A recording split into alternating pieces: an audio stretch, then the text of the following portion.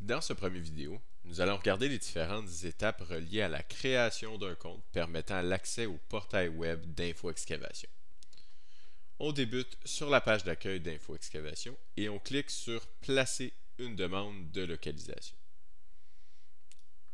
On descend vis-à-vis notre secteur d'activité, soit entreprise ou municipalité, et on clique sur Placer une demande. Ceci nous amène à la page de connexion. On poursuit en cliquant sur le lien Créer un compte et on remplit les informations demandées.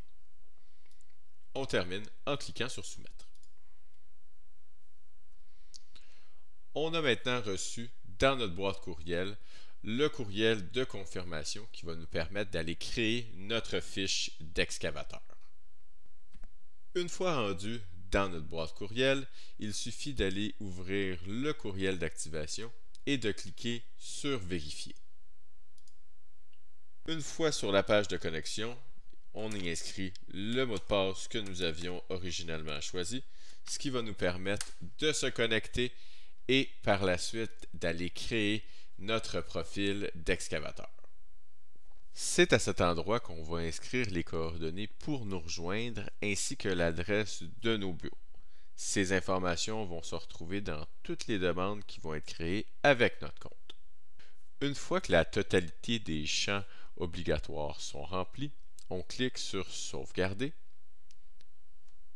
et nous allons maintenant avoir accès au portail web d'Info Excavation nous permettant de créer des demandes de localisation, des demandes de plan, de rechercher une demande ainsi que de consulter le statut d'une demande.